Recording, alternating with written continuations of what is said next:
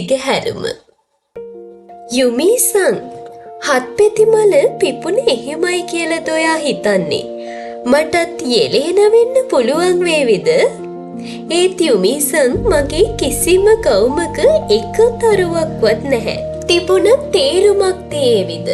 බලාපොරොත්තුවක් හොයාගන්නවත් බැරිව ජීවත් වෙන මම අඳින ගවුමකින් අතුරුදහන් වෙන තරුවකින් හත්පෙති මල් ගස්ස දෙයිද? නැතිවේ යුමීසං ඒ තරු ගැලවිලා කළු කුහරවලට යාවි. සදා කාලිකව අතුරුදහන් වෙලා යාවි. ඇරත් මම කවුරු හරි මතක් නොකළොත් මගේ බේත් වේලත් අමතක කරන පරාජිත බැල්මක් තියෙන hina වෙන්නවත් මතක නැති ඕල්යා මිසක් වාසනාවන්ත යෙලේන නෙවෙයිනේ. ඉරේලිය නැති සීතල සිසිර දවස් හරිම සීරුයි. ඉඳහිට හඳ පිරුණු දවසක රෑක කඳු පන්ති 3කට එහා කඳුකරයේ වෘක රංචුවක හඬ ඇහෙනවා. ඔතන නැතුව ඇතිද රංචුවෙන් මගහැරුණු වෘකයෙක් තනිව නිශ්ශබ්දව Tamanගේ රාත්‍රී ගමන් බිමන් යන අටු බකමූණෙක් නැත්නම් දෙන්නෙක්. ඒ අතරමැදින් ගැඹුරු කඳුකර වනාන්තර ඔපෙරාව අත්වැල් අල්ලනවා. රෑසියන් මේ උත්තුංග හීතලේ පවා මීවන පඳුරවල ඉන්නා වගේ මට විශ්වාස ඒ හඬ අඳුරගන්නමට හැකි නිසයි. කඳුකර වෘකයන් ජනප්‍රවාද මවන සතුන්. හරියට සීත කඳුකර ගෝනුන් වගේම ඔවුන් ශුද්ධාත්මීය සතුන්. යුමීසං ඔයා ස්නෝඩ්‍රොප්ස් මල්වල චිත්‍රයක් හරි දැකලා තියෙනවද?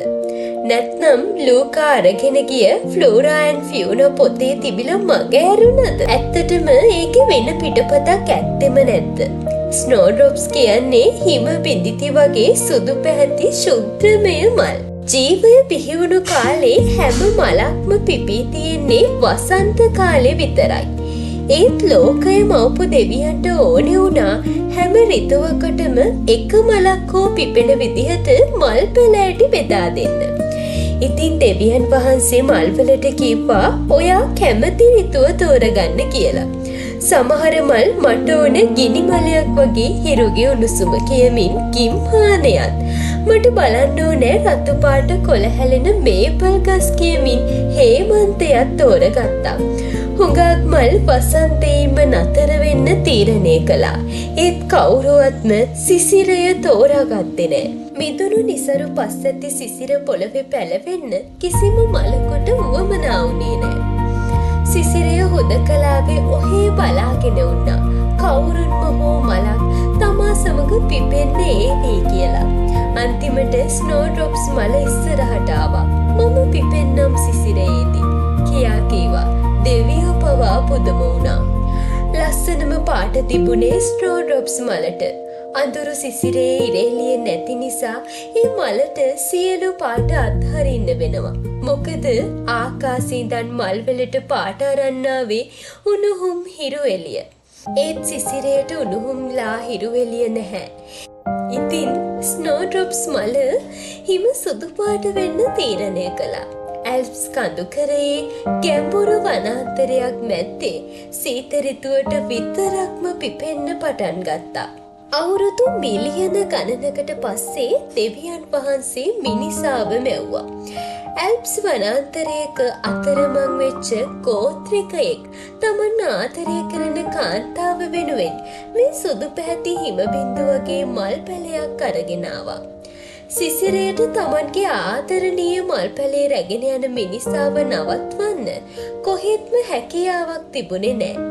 ඒ හින්දා සිසිරය ඒ මිනිසාගේ පසුපසින් ගියා. ගිහින් තමන්ගේ හිම බින්දු මල් පැල ඇටිය සමග ගෝත්‍රික ගම්මානයේ පදිංචි වුණා. ඔවුන්ට සදාකාලික සිසිරය උදා වුණා. මුළු ගම්මානයම වගා කරන්න හෝ දඩයම් කරගන්නට නොහැකි තරම් දීර්ඝ සීත ඍතුවක ගිලිලා මිය ගියා. ගම්මානයේ ජීවත් වුණු අවසානම තරුණියට මේ නිම නොවන සීතලට හේතුව තේරුණා.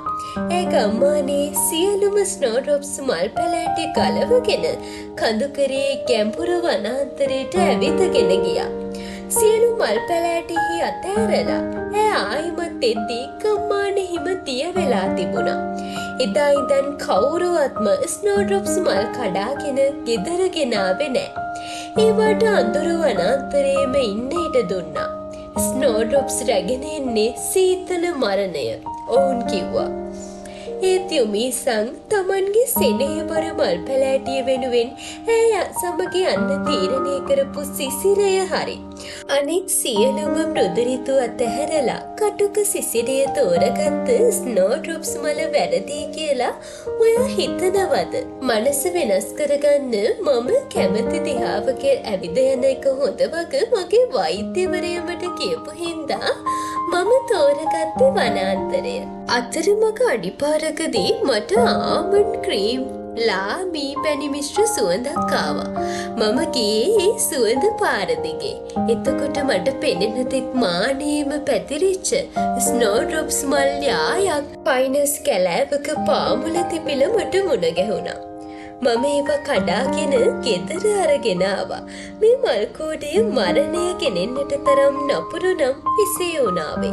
තවමත් ජීවිතය ගැන ඇති හිස් හැඟීම මාව අත්හැර ගිහින් නැහැ. ස්නෝඩ්‍රොප්ස් මල් බදා ඉන්නා සිසිරේ වගේම එය මා බදාගෙන ඉන්නවා. මට වෙලාවක හිතෙනවා මාව පහු කරගෙන දුවන කෙනෙක්ගේ අතින් අල්ලගෙන නතර කරගන්න. ඔයාට පොඩ්ඩක් මෙතන නැවතිලා ඉඳලා යන්න බැරිද? කියලා අහන්න. අද මට නම් හරි මහන්සි දවසක්. ඔයාටත් එහෙමද? ඔයාට මගේ කුඩේ යටින් යන්න ඕනේද? මමත් යන්නේ ඔයා යන පාරෙමයි. නෑ මට මොකුත් එපා. නිකන් ඔයාට පුළුවන් ද මගෙත් එක්ක ඇවිදගෙන යන්න? කියලා අහන්න. ඒත් පුදුමය ඒ කවුරුත් මගේ ඇස් දිහා බලන්න නතර නොවෙන එකයි. හැමෝම බයක් මිශ්‍ර අනුකම්පා සහගත ඇස්වලින් මගේ දිහා බලලා සුපුරුදු ගමන දුවනවා. මගේ අවාසනාවට මම මිනිස්සුන්ගේ ඇස් කියවෙනවා. ඒ ඇස්වල ලියවිලා තියෙන්නේ පිඳිච්ච මනුස්සෙක්. හරි භයානකයි. පැලස්තර අරවගත්ත තුවාල වෙච්ච මනුස්සෙක්. මෙයා ඔය තුවාල වලින් මැරුණොත් මට පොලිසි ගානේ යන්න වෙයි. ඔන්න ඔය වගේ කතන්දර කෝටියක්. මෙන්න උත්තර නැති ප්‍රශ්න පත්‍රයක් වගේ දේවල්. ඇත්තටම දැනටත් අමාරු වෙලා තියෙන ජීවිතය තව තවත් අමාරු කරගන්න අකමැති වීම ගැන වෙන කෙනෙකුට දොස් කියන්න කාටවත් අයිතියක් නැහැ. ඒත් යුමීසං කාටවත් මාව විනිශ්චය කරන්න තියෙන අයිතිය මොකක්ද? මම දන්නවා අවට සියලු දෙනා කියන දේ මට පාලනය කරන්න බැරි වගේ. සහ ඔවුන් කියන දේවල් ඔවුන්ට ඕනෑ දේ වගේ. නමුත් ඔවුන් දන්නවද මගේ දිනපතා ජීවිත සටන් ගැන? ඔවුන් මා ගැන කියා මා ඉදිරියේම විහිළු තහළු කරද්දී මම ඒ දවස නොමැරී ජීවත් වෙන්නට සටන් කරන වගේ. විහිළු නොතේරෙන මෝඩෙක් හපෝ ඒක මම ජොලියට කිව්වේ යැයි කියා අවසන් කරන විෂ සහගත හදවත බිඳෙන කතාවකට පස්සේ ඒ සියල්ල අසා සිටි අයෙකු තවත් සති කිහිපයක් සමහර විට මාස ගණනාවක් ඔවුන් කී දේ අමතක කරන්න උත්සාහ කරමින් මහා අඳුරක ජීවත් විය යුතු වගේ. මට සියල්ලන්ම රැස්වුණු තැනකදී කෑ ගහන්න හිතෙනවා. ඔබලා කිසිම දෙයක් දන්නේ නැහැ. කිසිම දෙයක් දන්නේ නැහැ. මා ගැන, මගේ නිහඬ සටන් ගැන, මගේ ජීවිතයේ අසීරුව ගැන මම කොයිතරම් උත්සාහ කරනවද කියන එක ගැන, මගේ ජීවිතයේ ඛේදවාචකය ගැන ඔබලා මොනවද දන්නේ? මට උදව් වෙපා. පින් සිද්ධ වෙයි. මට මගේ පාඩුවේ ඉන්න දෙන්න කියලා. ඒත් යුමීසං මම තවමත් කරන්නේ ඔවුන්ගෙන් පලා යන එක විතරයි. යුමීසං මම අන්තිමට දෙයක් තේරුම් ගත්තා. අපි සදාකාලිකව කරන්නේ සතුටු වෙන්න දේවල් එකතු කරන එක. අපි සතුටු වෙන එක හිතට කල් දානවා. අනිත්තට ඉන්න නෙත්තට ඊටත් පස්සේ දවසට ඔන්න අන්තිමට එකතු කරලම මහන්සි වෙලා පොඩ්ඩක් සතුටින් ඉන්න ඕන කියලා එකතු කරපු දේවල් බලද්දි ඒව පරණ වෙලා, දිරලා, පුස්කාලා, බොඳ වෙලා පැහැදිලිවම මටත් උනේ ඒකයි. ඊයේ ගම්මානේ පුංචි දරුවෙක් තමන්ගේ අම්මා එක්ක අපේ ගෙදර ආවා. එයා දෙකේ පන්තියේ වගේ කීවේ අතේ ඇඟිලි 3ක් පෙන්නමින්. ඒත් එයාගේ අම්මා තුන්වෙනි ඇඟිල්ල පොඩි එකාගේ උදව්වට නවලා දුන්නා. ආව කාරණේ එකේ පන්තියට අලුතෙන් එන බට්ටිච්චෙක් පිළිගන්න මල් පොකුරක් අරන් යන්න. ඒ වෙලාවේ යා සෞරග්‍රහ මණ්ඩලයේ පින්තූරයක් දැක්කේ. මොනවද ඕලගල් බට්ටට හරි ප්‍රශ්න. ඔය අහස අපි ඉන්නේ මේකේ. මේක තමයි අපේ ලෝකේ. අපේ ලෝකේ බට්ට ඉගෙනගත්ත අලුත් වචනේ. ඒත් යුමිසන් ඒක අපේ ලෝකෙද? පෘථුවිය නෙවෙයිද? අපි ඉන්නේ ග්‍රහලෝකෙ මිසක් වෙන වෙනම ලෝකවල ජීවත් වෙන අපිට අපි එකම ලෝකෙක ඉන්නවා කියන්න අයිතියක් තියනවද? මගේ ලෝකෙ මේ යන්නේ සිසිරය. දරුණු විදිහට සීතලයි. මම උණුහුමක් හොයන්න යන ගමන් තව කෙනෙකුගේ ලෝකෙට දැනටමත් වසන්තය උදා වෙලා ඇති. එයා ඇති මල් සුවඳ හමන පාරක ඉර එළිය මැදින් ඇවිදගෙන යමින් වෙන්න ඇති. මේ ලෝකේ කී දෙනෙක් නම් ඇතිද හිම කැටි අහුරකට මල් කිනිත්තක් හුවමාරු කරගන්න බලාගෙන. අලුපාට පෝස් පැටියට ෆ්ලොප් කියලා නම තියන්න. ඒ මම කැමතිම පොතක බකමෝනිකුගේ නම. ඌ කළුවරට බොහෝම බයයි. ෆ්ලොප් කළුවරට බය බකමෝනෙක්. හරියට මම වගේ. ජීවත් වෙන්න බය මිනිහෙක්. මතක් කරලා යාට මාසෙකට සැරයක් පණු බෙහෙත් දෙන්න. කෑමට සාලය හොයලා දෙන්න පුළුවන් නම් වඩා හොඳයි. මොකද වෘකයන්ගෙන් පරිණාමය වෙලා එන බලුරාලල වගේ නෙවෙයි. පූසන්ගේ ආහාර මාර්ගයේ අපේ බත් ඇට පාන් කෑලි ජීර්ණය වෙන්න හැදිලා නැහැ. එයාලා හුරතලයට පුරුපුරු කකා ගෙවල් අතුරේ ඉන්න පුංචි මාංශ භක්ෂකයෝ. බලලොන්ට සීතල අගුණයි. සීතල දවසට රැට උණුහුම් බ්ලැන්කට්ටු කෑල්ලක ඔතන්න. පරිස්සමට බලාගන්න.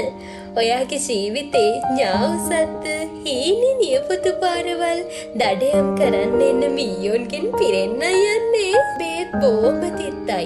ඒත් මම හිටියට වඩා ගොඩාක් හොඳින්. ඕල්ලයා මම ඔයාගෙන් අහන්නම යන්නේ.